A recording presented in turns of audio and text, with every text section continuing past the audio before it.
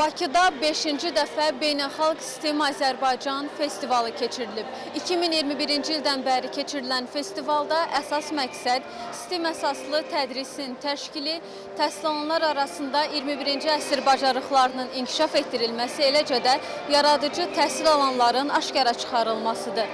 STEM təhsil metodu 5 əsas disiplinin elm, texnologiya, mühəndislik, incəsənət və riyaziyyatın birlikdə təşkilidir.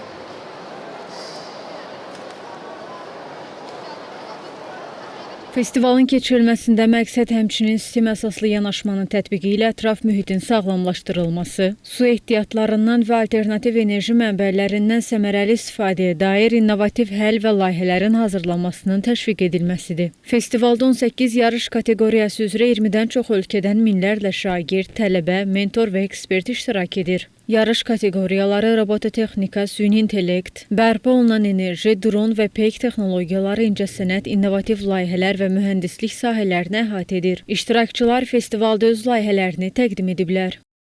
Burada təbii qozaları rəngləyib ağac formasında dizayn etmişəm. Burada gördüyünüz içərisinin dizaynını da 3D printerdə Tinkercad proqramı ilə 3D printerdə çıxartmışıq. Burada bizi qarşılayan bir botumuz vardır. Bu bot bizi xoş gəldin deyib təlim mərkəzimizə qədər aparır, sonra isə təzədən özü geri qayıdır. Mən isə burada texniki hissəni quraşdırmışam. Texniki hissəni quraşdırmaq üçün biz mikrobit modullarından istifadə eləmişik.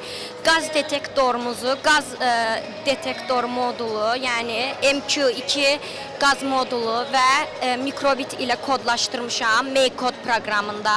Burada gördüyünüz İşikfor isə Make-Code Studioda İşikfor modulu və mikrobit istifadə edərək özüm proqramlaşdırmışam.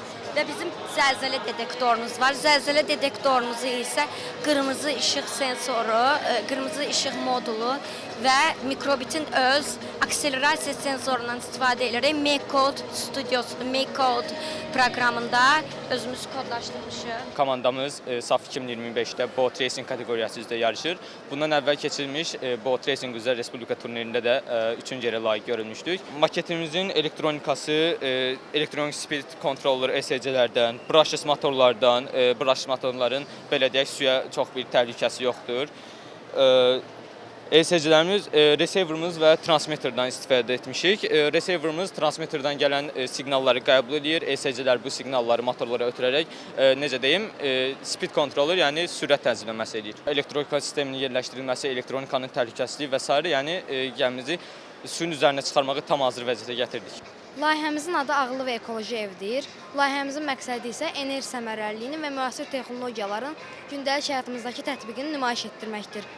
Otaqlar üçün ayrıca elektrik dövrələri qurmuşuq. Bunun üçün lampa, açar, led işıqdan və naqildən istifadə etmişik. Evin girişində isə mikrobitdən istifadə etməklə ağıllı işıq sistemi qurmuşuq. Bunun iş prinsipi belədir. Gecə olanda işıq avtomatik olaraq yanır, gündüz olanda isə sönür. Festivalın rəsmi açılış mərasimində dövlət qurumlarının yüksək vəzifəli nümayəndələri, beynəlxalq təşkilatların təmsilçiləri, müxtəlif ölkələrdən gələn qonaqlar, eləcə də özəl şirkət rəhbərləri iştirak ediblər. Beynəlxalq STEM Azərbaycan festivalının açılış mərasimində STEM Azərbaycan layihəsinin rəhbəri İqrar Nəzərov bildirib ki, hazırda 21 STEM mərkəzi fəaliyyət göstərir. Başlanğıc ilində, tədris ilində 41 məktəb və 6000 şagirdi əhatə edən bu layihə hal-hazırda 300 mindən çox şagirdi və 400-dən çox məktəbi özündə birləşdirir.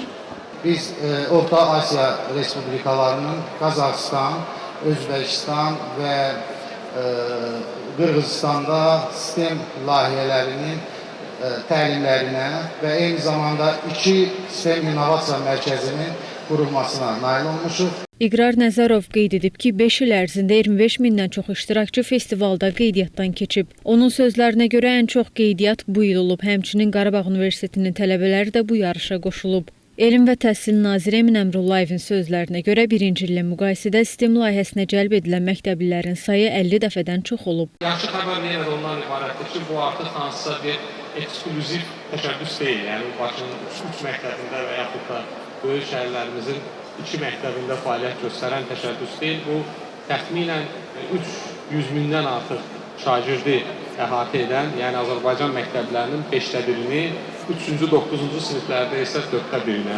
əhatə edən böyük bir təşəbbüsdür və yeni məktəblərimizdə, yeni təmir, təmkişlən məktəblərimizdə biz çalışırıq ki, STEM həmin məktəbin bir hissəsi olsun. Yəni bu özü-özlüyündə bir təhsil islahatıdır.